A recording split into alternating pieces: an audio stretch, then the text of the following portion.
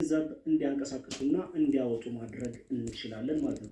ለዚህ ደግሞ ባንኩ ተጠያቂ አይደለም፣ ራሳችን ልንጠነቀቅ ይገባል። ባንክ አካውንትን ከናሽናል አይዲ ጋር ማጣመርን ማያያዝን በተመለከተ አንድ ቀን ብቻ ቀርቶታል። ያላጣመሩ ገንዘባቸውን ማንቀሳቀስ አይችሉም። በስደት ላሉ ችግር የለውም።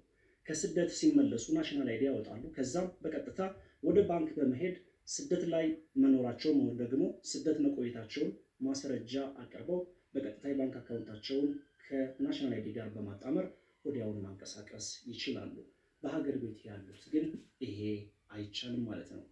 የኢትዮጵያ ብሔራዊ ባንክ የባንክ ሂሳብን ከፋይዳ ብሔራዊ መታወቂያ ጋር የማሳሰር ስራን በተመለከተ በቅርቡ ባስተላለፈው ውሳኔ መሰረት በሐረር፣ በአዲስ አበባ፣ ድሬዳዋ አስተዳደር፣ ባህር ዳር፣ ጎንደር፣ ደሴ፣ ደብረ ብርሃን፣ ኮምቦልቻ፣ ሐዋሳ፣ አርባ ምንጭ፣ ወላይታ ሶዶ፣ ሆሳና፣ ወራቤ፣ ቡታጅራ፣ ወልቂጤ፣ ሸገር፣ ጅማ፣ አዳማ፣ ሻሸመኔ፣ ቢሸፍቱ፣ ባቱ፣ አምቦ፣ መቀሌ፣ አክሱም፣ አዲግራት፣ ጋምቤላ እና አሶሳ ከተሞች የሚገኙ ደንበኞች እስከ ግንቦት 6 ቀን 2018 ወይንም ደግሞ በነጮች አቆጣጠር ሜይ 14 2026 ድረስ ሂሳባቸውን ከፋይዳ ቁጥር ወይንም ደግሞ ብሔራዊ መታወቂያ ጋር ማስተሳሰርና ማጠናቀቅ ይኖርባቸዋል።